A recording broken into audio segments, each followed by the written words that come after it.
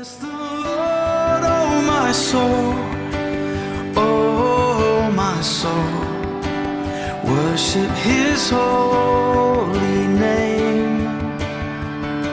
Sing like never before, oh my soul, I worship Your holy name.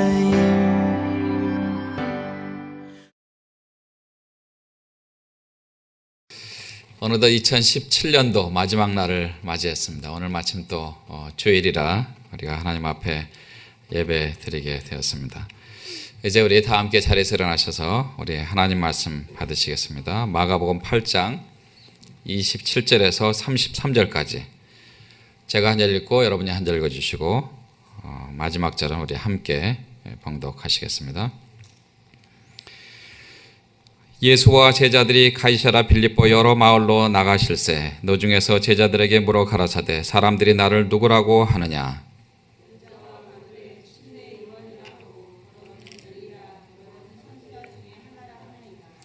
또 물으시되 너희는 나를 누구라 하느냐. 베드로가 대답하여 가로되 주는 그리스도시니이다 하매 인자가 많은 고난을 받고 장로들과 대제사장들과 서기관들에게 버림받아 죽임을 당하고 사흘 만에 살아나야 할 것을 비로소 저에게 가르치시되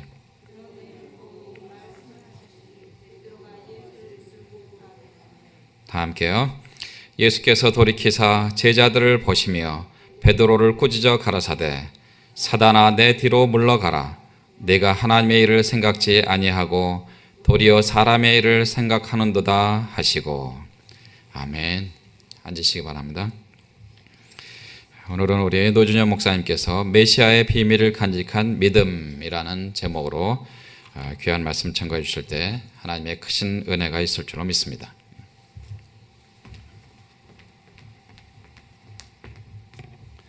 할렐루야, 반갑습니다. 한 달에 한 번 마지막 주에 마지막째 주일날 제가 설교를 담당하는데요. 오늘은 2017년의 마지막 주일이라서 상당히 부담이 되는 마지막 그 음식을 함께 나눠 먹을 때도 맨 마지막에 남은 것을 먹는 사람이 다 먹은 거라고 그렇게 말씀들을 하시잖아요. 그래서 저는 상당히 부담스러운 주일을 맞이했습니다. 메시아의 비밀을 간직한 믿음이라는 제목은 두 가지의 그 비밀이 또 있습니다. 여러분, 이 본문 말씀을 공관복음에서 다 찾으실 수가 있는데요. 아주 유명한 본문이죠. 우리는 원래 마태복음에서 많이 이 본문을 선택을 했었습니다. 오늘의 본문은 그 유명한 베드로의 신앙 고백이 기록된 성경입니다. 본문의 배경은 가이사랴 빌립보 지방인데요. 이곳은 갈릴리 호수 북쪽에 헤르몬산 기슭에 위치한 곳이고요. 그곳은 바로 그 요단강의 수원지가 되는 아주 경치가 좋은 비옥한 지역으로 알려져 있다고 합니다. 여기는 이제 갈릴리 호수에서 약 한 25마일 정도 떨어진 그런 곳이고요. 해발 한 1300피트 정도? 저는 이 피트가 잘 안 와닿아요, 아직도. 345m라고 합니다, 해발. 바다의 수면에서 이제 높이가 그렇다는 얘기죠.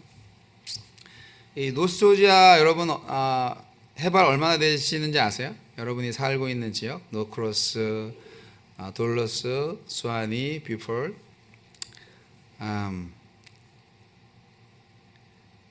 스톤 마운틴이요. 그게 해발 얼마래더라 그게? 제가 잊어먹었는데. 여하튼 되게 높습니다. 생각보다. 한 1600에서 1700피트 정도 된다고 합니다. 스톤 마운틴이. 그러니까 지금 여기 본문에 나와 있는 데보다 좀 더 높은 곳이죠. 근데 이제 돌멩이 자체가 워낙 크니까 돌멩이 자체만 한 850피트 되기 때문에 250m 정도죠. 그 둘레는 뭐 한 5마일 정도 된다는 하나의 도올리잖아요. 아주 유명한 조지아의 명물 유원지인데, 보통 신년이 되면 우리 한국 사람들, 뭐 중국 사람들은 다 해돋이를, 신년맞이 해돋이를 보러 가신다고 그 1월 1일 새벽에 스톤마운틴 꼭대기에 왕창 모여 있는 거 아세요?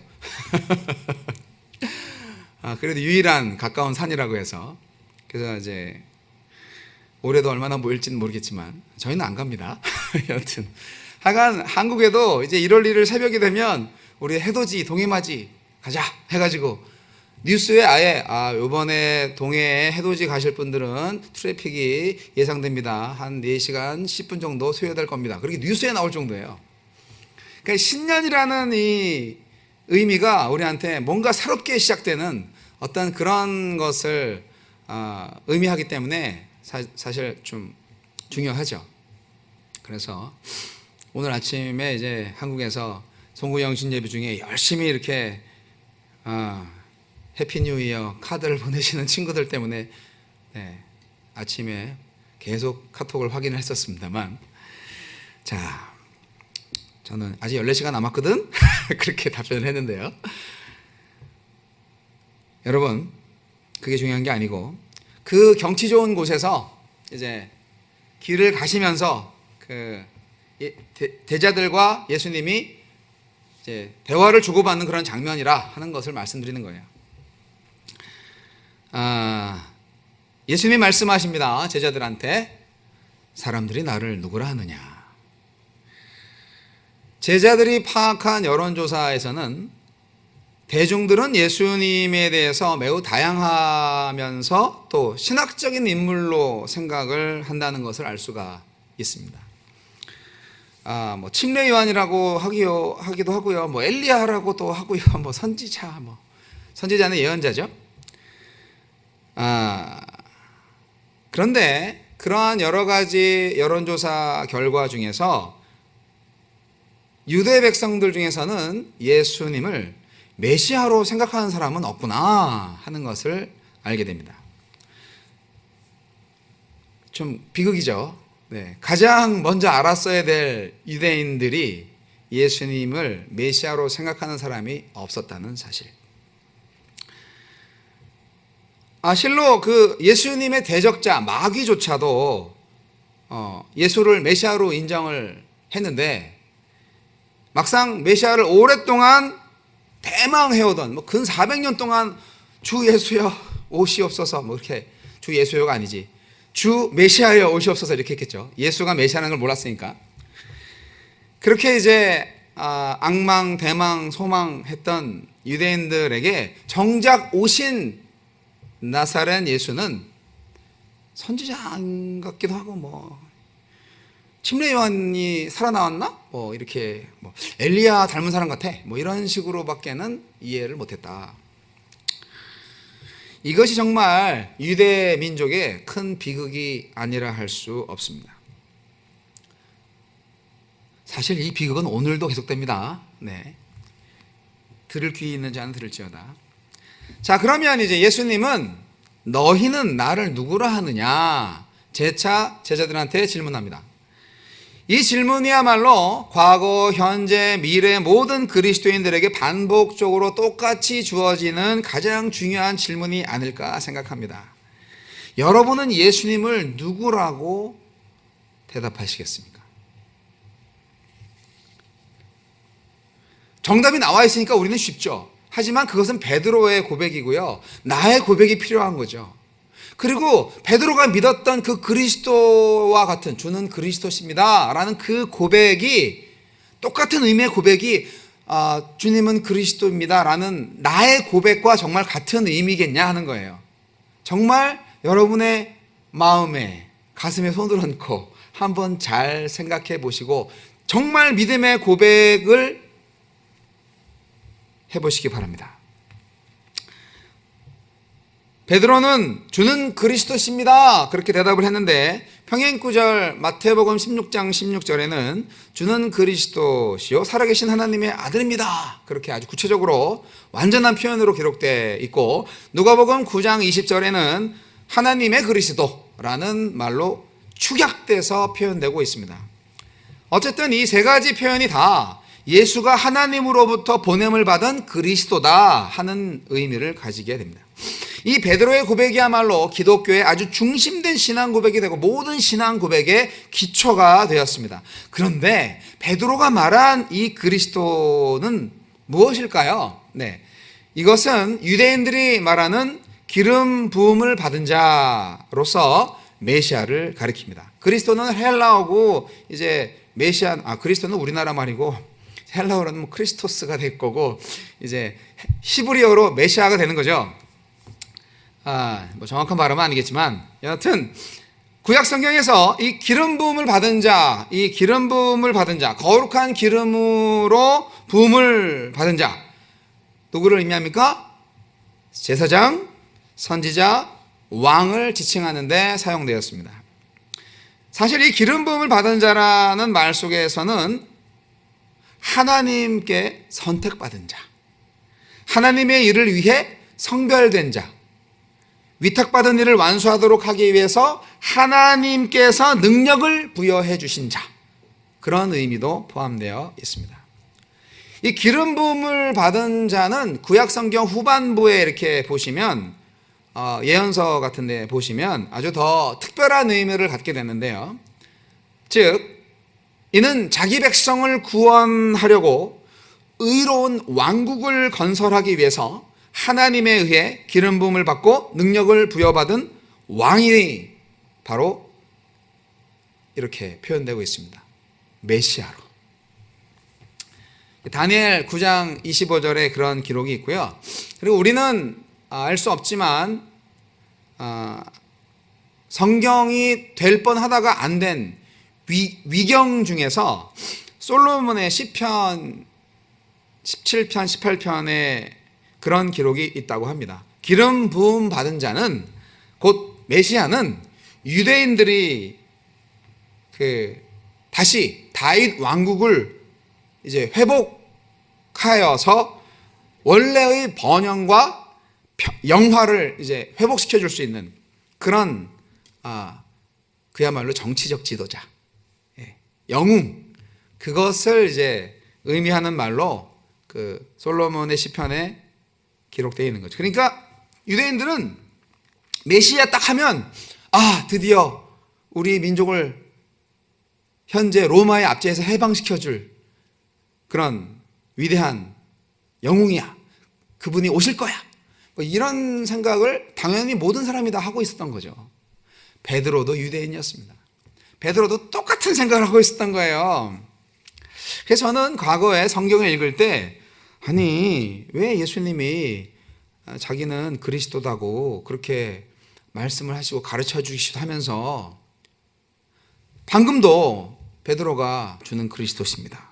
그렇게 했더니 그래 저 입 밖에 내지 마라 비밀이야 그렇게 말을 하는 것에 대해서 상당히 궁금증이 있었는데 오늘 그 궁금증을 좀 해소할까 합니다. 이 메시아라는 호칭이 바로 그런 유대인들에게는 당연한 오해를 불러일으킬 수밖에 없는 단어였기 때문에 그런 것이죠. 본질적으로 정치적이고 국가적인 의미를 지닐 수밖에 없는 이 메시아, 그러니까 본인이 메시아다라고 정말 말을 하고 싶고 당연히 그런 건데 유대인들이 생각하는 메시아는 정치적 지도자로서의 메시아만을 생각할 수밖에 없기 때문에 비밀이야. 그렇게 함구 명령을 내리는 겁니다. 비밀 명령을 내리는 겁니다. 이것은 예수님이 본인이 메시아라는 것을 확신하지 못해서가 아니고 그야말로 아직은 때가 이르다 하는 그 이유 때문에 메시아의 비밀을 명령하신 거죠. 이제 마가복음에 있어서 마가복음이 16장밖에 없잖아요. 이제 8장에 이르려면 마가복음의 중간 정도 되기 때문에 이제 예수 그리스도의 대과업, 십자가를 향해서 이제 막 진격을 해 가야 하는 바로 그 스타트점이라고나 할까요? 중간 지점에서 이제 피치를 올려야 되는 바로 그런 지점이 이제 8장이에요. 그래서 8장부터는 드디어 내가 메시아야. 그런데 폭탄 선언을 하시는 거죠. 내가 고난받아야 돼. 죽어야 돼. 그런 말씀을 하시니까 베드로가 어떻게 됐습니까? 갑자기 능 뒤통수를 맞은 느낌을 받은 거죠. 무슨 말씀이시냐고.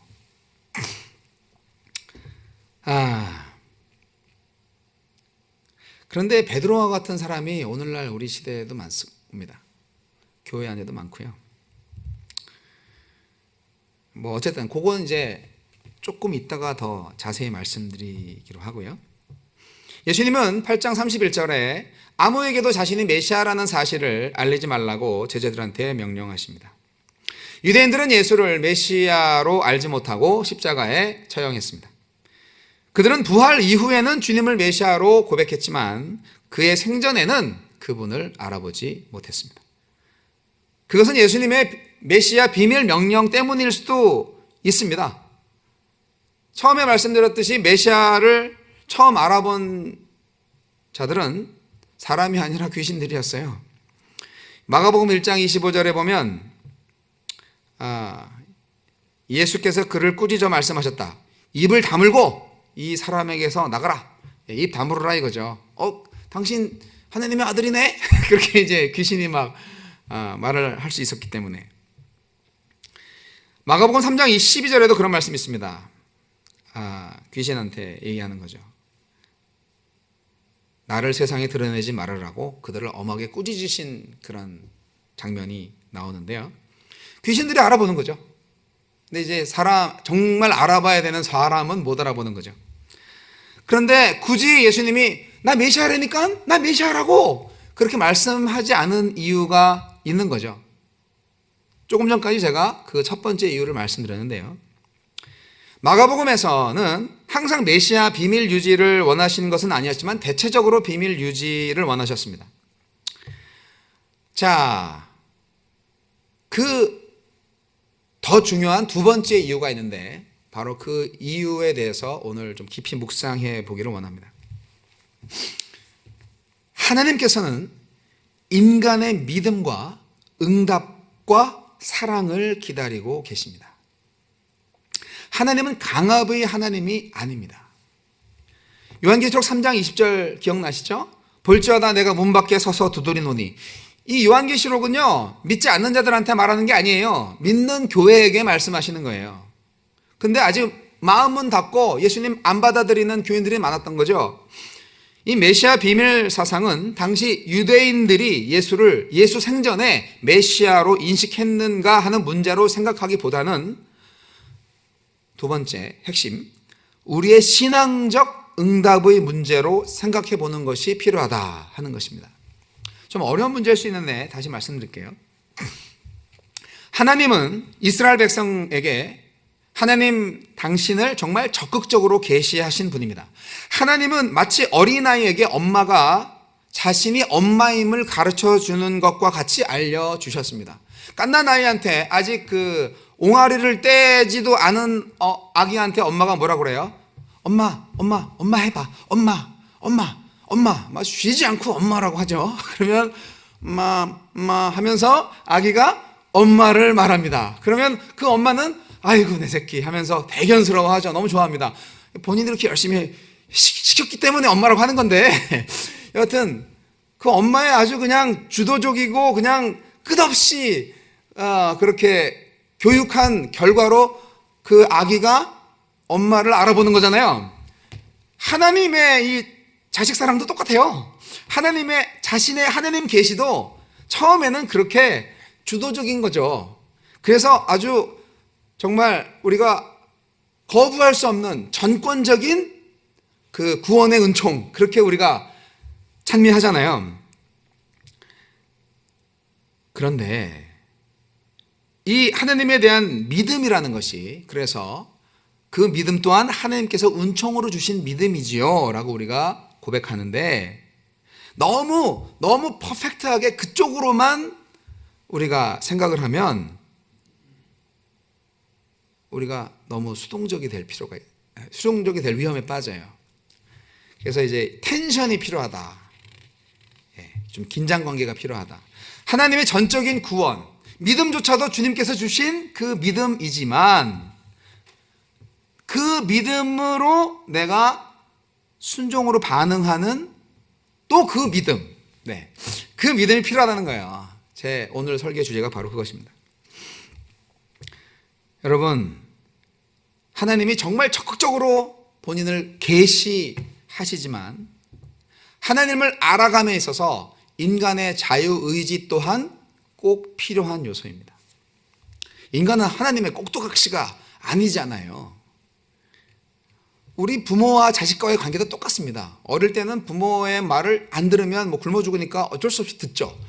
그러나 이제 아이들이 좀 크면 다 지멋대로 살잖아요. 그래서 자식의 자유의지를 통해서 부모의 순종을 할 수 있도록 우리가 선택권을 줄 수밖에 없는 거죠. 물론 부모에게 자식이 되었다는 것 자체는 전적인 부모의 은총이고 선물이죠. 내가 낳았으니까. 그것과 조금 비슷합니다. 예수님은 하나님의 아들로서 이 땅에 오셨음에도 불구하고 자신이 하나님의 아들이신 것을 계속해서 비밀에 붙이십니다. 예수님은 자신을 통해서 하나님을 드러내심과 동시에 자기가 하나님임을 또 살짝 감추심을 통하여서 인간이 하나님을 알아가는 데 있어서 좀 적극적인 역할을 할 수 있도록 배려하신 것이다 하는 것입니다. 이해하시겠어요? 만약에 그렇지 않고 계속 하나님이 적극적으로 그냥 나 하나님이야 이렇게 그냥 콱콱 와서 우리를 푸시하시면 우리는 그 하나님의 영광에 완전히 짓눌려가지고 옴짝달싹 못해서 도망가 버릴 수밖에 없을지도 모릅니다. 하나님은 인격적인 분이시라는 사실이 얼마나 감사한지요. 너무 무서우니까 접근 못하는 거죠. 그래서 하나님은 자신의 모습을 숨겨 종의 모습으로 이 세상에 오셨던 것입니다.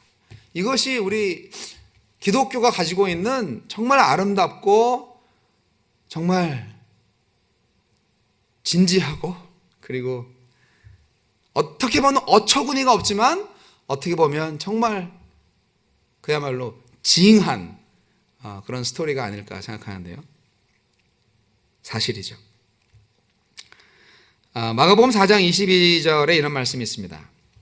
드러내려 하지 않고는 숨긴 것이 없고 나타내려 하지 않고는 감추인 것이 없느니라. 이게 뭔 소리인지 정말 모르겠어요. 해석이 굉장히 어렵습니다. 근데 최근에 이제 해석된 것은 세번역 성경에는 이렇게 기록되어 있습니다. 숨겨둔 것은 드러나고 감추어 둔 것은 나타내기 마련이다. 그렇게 이제 기록되어 있는데 사실 어떻게 보면 시적 표현으로서는 개역 한글이나 개역 개정 성경 말씀이 오히려 더 낫다. 해석이 안 되는 그 문장이 더 마음에 든다 이 말이에요. 드러내려 하지 않고는 숨긴 것이 없고 나타내려 하지 않고는 감추인 것이 없. 이게 도대체 무슨 말이지? 자, 결국은 드러나게 되어 있습니다. 네. 요한복음 11장 40절에 네가 믿으면 하나님의 영광을 보리라고 예수님은 말씀하셨습니다. 열심히 지금 일하고 있는 그 성도님들한테 말씀하신 건데 마르다 마리아 기억나시죠? 자, 믿는 자에게는 감추인 것이 드러나는 것이지만 안 믿는 자에게는 드러나는 것도 감추인다라는 그런 진리의 말씀인 거예요. 열심히 자동차 키를 찾고 있습니다. 나 지금 빨리 교회 가야 되는데 어디 갔지? 내 키. 엄마 손에 있잖아. 그렇게 말을 하는 자식의 말을 들은 적이 있으신가요? 나 벌써 치매인가? 그런 간단한 건망증의 이야기를 듣지 않다 할지라도 뭔가 우리가 보고 싶어 하는 것만 보고 믿고 싶어 하는 것만 믿고 듣고 싶어 하는 것만 듣는 우리의 아주 이기적이고 몰상식하고 비겁한 우리의 부족한 인격이 예수님이 지금 나에게 오셨는데 그분을 그리스도로 인정하지 못하고 그냥 좋은 선생님이 오셨다 가셨네. 그렇게 고백할 수밖에 없고 인식할 수밖에 없다면 그 당시에 2000년 전에 메시아로 오신 예수님을 알아보지 못하고 그냥 십자가에 처형시켜버린 유대인의 비극과 뭐가 다를 게 있냐 말입니까? 우리의 현주소에서 말입니다.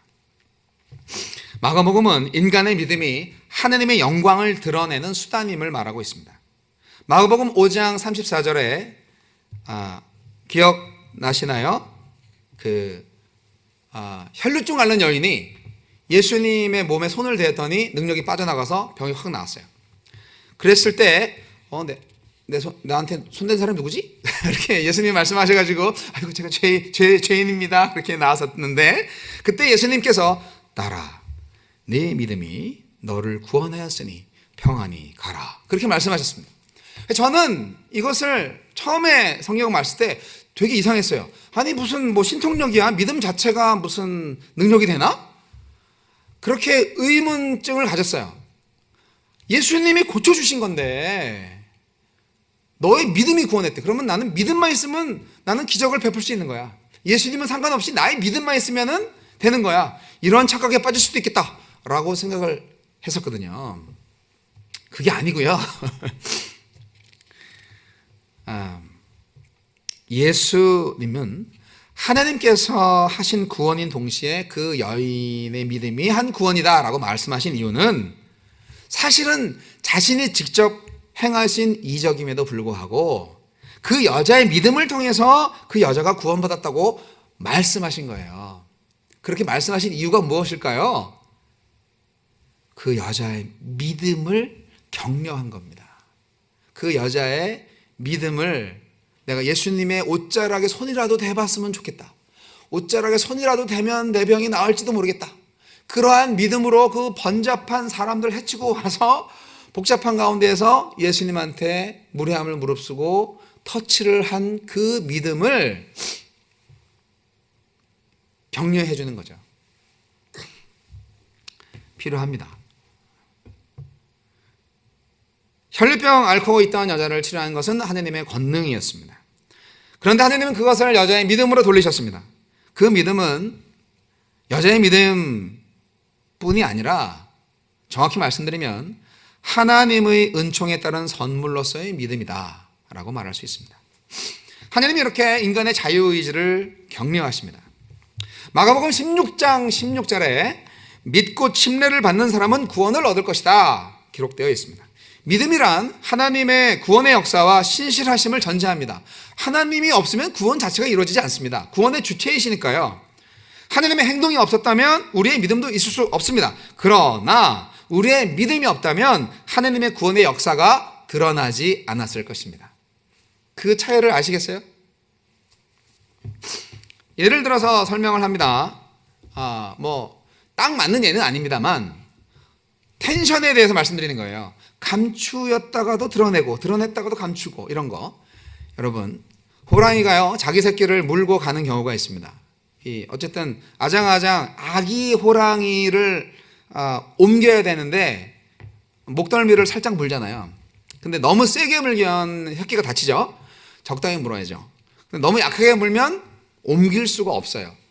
적당히 물어야 됩니다. 얘가 좀 맞는지 안 맞는지 별로 이제 공감하시는 표정이 아닌데 이런 거 어때요?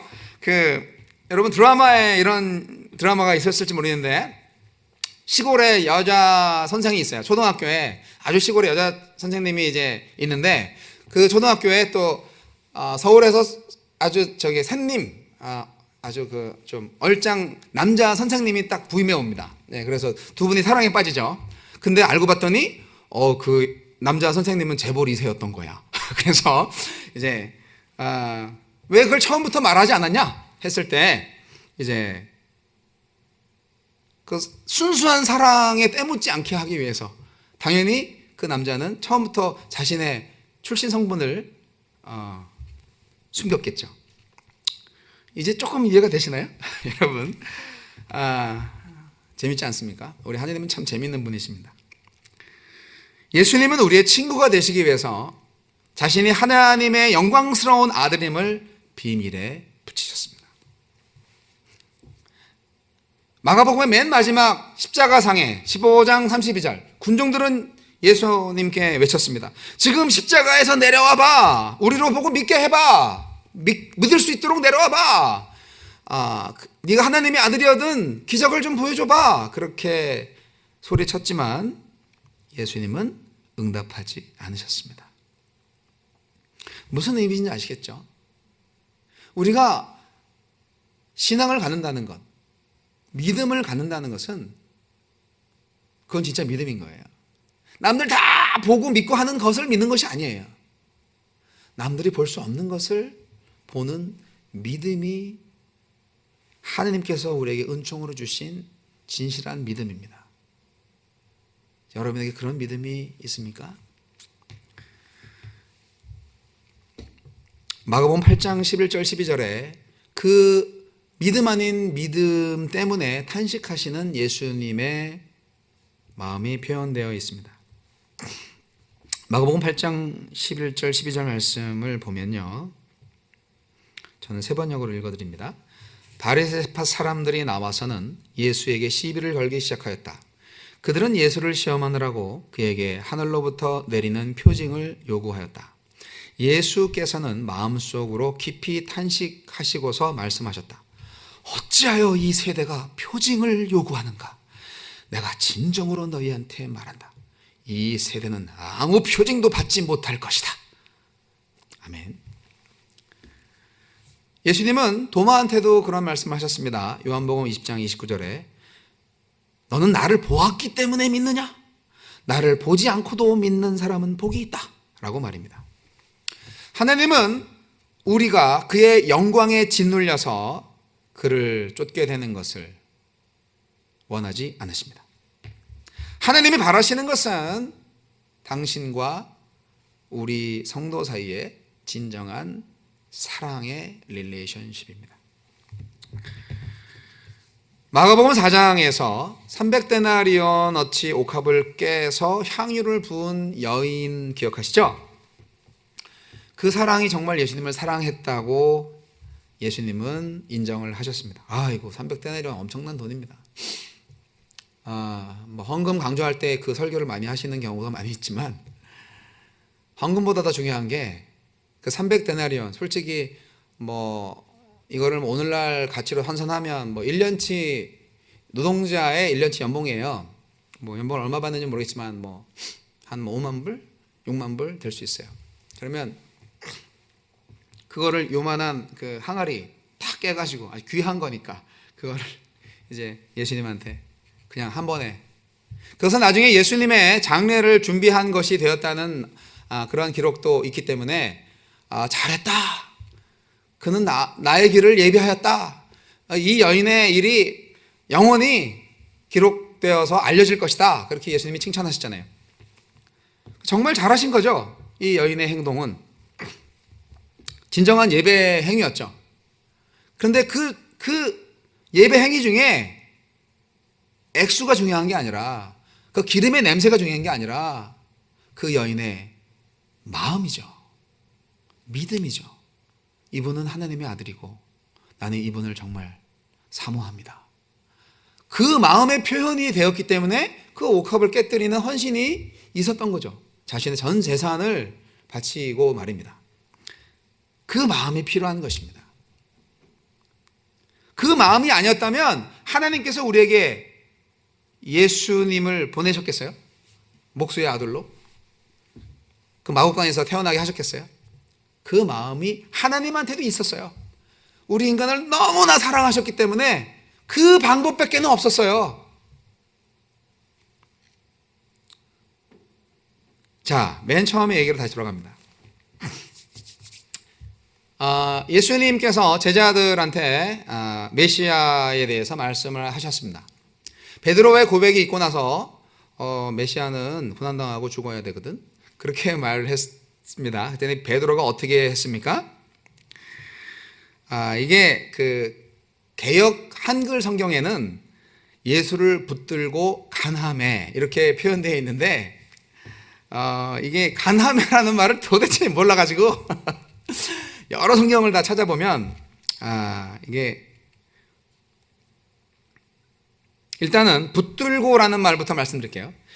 예수를 붙들고 간함해 이렇게 되어 있는데, 붙들고라는 말은, 붙들었다라는 말은 이제 프로스라보메누스, 이것은 이제 헬라어로 자기 곁으로 당겨가다, 그러니까 개인적으로 은밀한 얘기를 하기 위해서 예수님 이리 좀 와보세요 이렇게 당겨간 거예요. 그런 것을 의미하고, 그 다음에 간하다라는 말은 좀 민망할 정도의 뜻이 있는데, 책망하고 꾸짖으며 비난하다라는 뜻을 가진 에피티마오를 번역한 말입니다. 이 단어는 33절에 예수님께서 베드로를 꾸짖다라는 말과 똑같은 단어예요. 똑같다기보다는 같은 의미의 단어입니다. 베드로가 예수님께 보인 반응은 상당히 험악했습니다.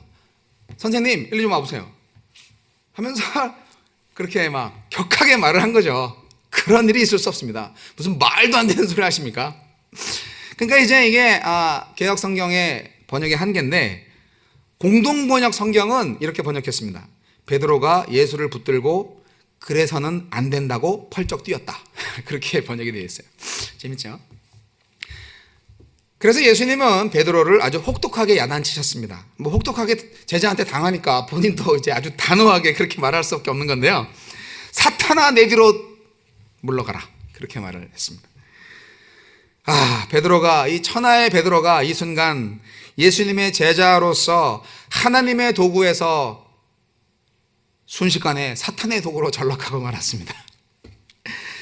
네가 하나님의 일을 생각하냐, 인간의 일을 생각하냐, 이 사탄놈아. 이 말씀은 우리가 조금 더 정확하게 해석을 해야 되는데, 사탄이 된 건 아니에요. 사탄 같은 놈아 이렇게 된 거고요. 이 말씀은 내 눈앞에서 썩 꺼져 이렇게 말씀하신 게 아니고요. 왜냐하면 내 뒤로 가라고 그랬잖아요. 뒤로 물러가라고 그랬잖아요. 앞으로 뭐 어디로 가라고 한 게 아니라, 아웃사이드로 가라고 한 게 아니라 뒤로 물러가라 그렇게 말씀하셨잖아요. 그것은 내 앞을 막지 말고 잠자코 나만 따라와라, 그런 의미입니다. 그러니까 내 말이 맞고 네 말은 틀리다. 어쨌든 모르면 가만히 있어. 나만 따라와. 그렇게 말씀하신 거죠. 베드로가 책망받은 이유는 뭡니까? 첫째, 고난받는 메시아를 거절했기 때문입니다. 여러분, 고난받는 메시아를 거절하십니까? 싫어하십니까? 예수님 고난받으시는 거 반대하세요? 그러면 굉장히 불이익이 오실 텐데요, 우리 그리스도인들한테. 그분이 고난을 받고 핍박을 받고 그분의 채찍을 맞음으로 우리가 얼마나 나음을 입었습니까? 여러분, 두 번째, 베드로는 하느님의 계획을 생각하지 않았어요. 인간의 일이었죠. 그게 세상 명예, 성공, 민족, 국가, 자주 독립, 뭐 이런 거. 목사님 아니죠. 예수님 이 나라를 정복하시면 저는 국무총리 시켜주세요. 뭐 딱 그랬을 거예요, 분명히. 자, 그거 예수님 생각 바뀌었죠.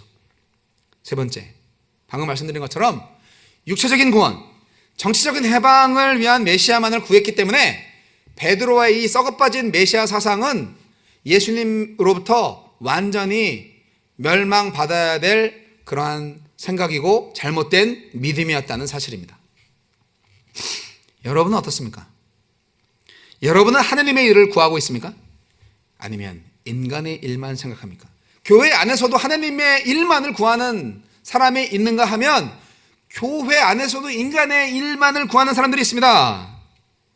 하나님의 일은 어떤 일입니까? 십자가의 일입니다. 십자가의 길입니다.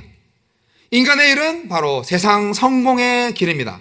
그 세상 성공의 길을 갈 때 십자가 배지를 장식으로 달 수는 있겠죠.